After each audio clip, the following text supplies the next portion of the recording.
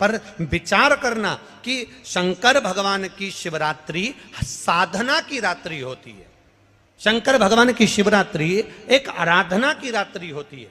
हमने पहले भी कथाओं में कहा, हर महीने शिवरात्रि आती है, प्रत्येक महीने शिवरात्रि पड़ती है, और प्रत्येक महीने की शिवरात्रि पर अगर आपसे बन सके, आप दुनिया में अगर आपके पास में लोग कहें कि ये बहुत गरीब व्यक्ति है, बहुत साधारण व्यक्ति है, इसके पास धन नहीं है, वैभव नहीं है, सत्ता नहीं है, इसके पास खुद का मकान नहीं है, इसके पास खुद की प्रॉपर्टी नहीं है, इसके पास खुद की दुकान नहीं है, दूसरे के यहाँ काम करता है, इसके पास कुछ भी नहीं है, हम उनसे कहेंगे 12 महीने शिवरात्रि आती है, 5 जगह पर चढ़ाई हुई बेलपत्र, आप एक वर्ष 12 शिवरात्रि का एक नियम ले लो, 5 जगह पर बेलपत्र समर्पित करना सीख जाओ। एक बेलपत्र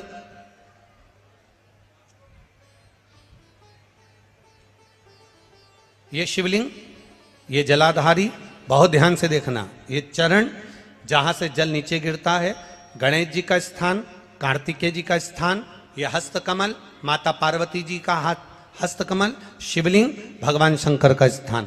ऊपर से जो एक एक बूंद जल शिवलिंग के ऊपर गिर रहा है, शंकर भगवान की 5 बेटियां जया, विषहरा, शामरी बारी, दौतली, देव। बीच में जो एक मोटी सी लाइन है वो शंकर भगवान की छोटी लड़की, क्या नाम है? अशोक सुंदरी। ये पूरे शिवलिंग का वर्णन। 5 जगह पर बेलपत्र, 5 स्थान पर बेलपत्र, 12 महीने की शिवरात्रि। आप दूसरे के यहाँ काम कर रहे हो, नहीं है नौकरी, नहीं है काम, दूसरे के मकान में रह रहे हो, खुद का मकान भी नहीं, खुद का प्लाट भी नहीं, खुद की प्रॉपर्टी भी नहीं, बहुत संघर्ष की जिंदगी जी रहे हो, ठेला धका रहे, लॉरी चला रहे, गाड़ी चला रहे, ऑटो चला रहे, अपने लिए करने का प्रयास करना। घर में जितने सदस्य हैं, 12 महीने शिवरात्रि आती है, एक बेलपत्र अशोक सुंदरी वाली जगह पर, डंडी का मुंह नीचे की ओर। दूसरी बेलपत्र माता पार्वती जी के हस्त कमल पर, ये 2 पत्ती जो होती है, इस पत्ती के 2 भाग शिवलिंग के बीच में हो। तीसरी बेलपत्र भगवान शंकर के शिवलिंग पर, डंडी का भाग आपके विपरीत दिशा में हो, विपरीत दिशा में। चौथी बेलपत्र भगवान शंकर का जहां से जल बहकर जाता है, जमीन पर जो जल बहता है, जमीन पे से जो जल बहकर जाता है, चौथी बेलपत्र उस जमीन के जल पर जहां से वो पानी बहकर जा रहा है, पूरे शिवलिंग को छोड़कर जहां से पानी जमीन पर बहकर जा रहा है उस स्थान पर। और 5वीं बेलपत्र नंदी का जो पांव ऊपर उठा हुआ है, उस पांव के पास में 5वीं बेलपत्र समर्पित करना। एक शिवरात्रि से लेकर 12 शिवरात्रि जो 1 वर्ष तक कर लेता है, 1 वर्ष अपनी कड़ी मेहनत के साथ में मेहनत पूरी करना। और ये 5 बेलपत्र हर महीने जो शिवरात्रि आती है उस पे समर्पित करना प्रारंभ कर दीजिए और मेहनत करना प्रारंभ कर दीजिए। आपको आपके कर्म का फल मिलेगा। साल भर के अंदर आप अच्छे बनकर बैठ सकते हैं।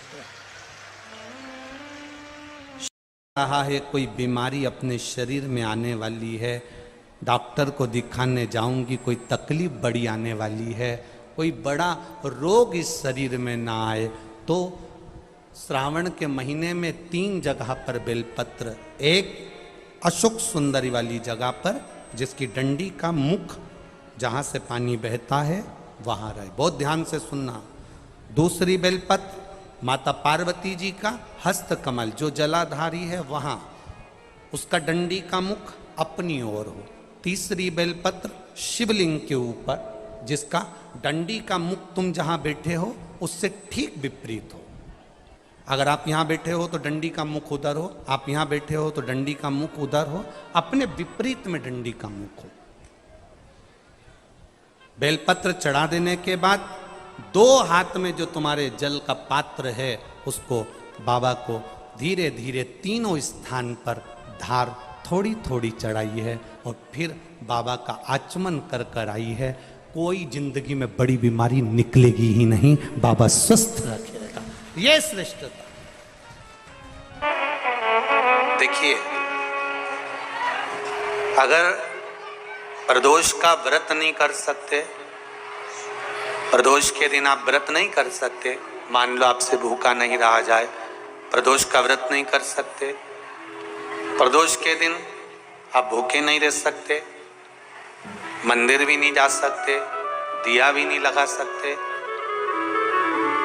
तो शिव महापुराण की कथा कहती है कि प्रदोष के दिन, प्रदोष काल में अपने ही दरवाजे के पास देवाधिदेव महादेव का स्मरण कर लक्ष्मी की वृद्धि के लिए, कार्य सिद्धि के लिए, संपदा को प्राप्त करने के लिए आप अपने ही दरवाजे के पास में एक दीप लगा सकते हो। कौन से दिन? प्रदोष के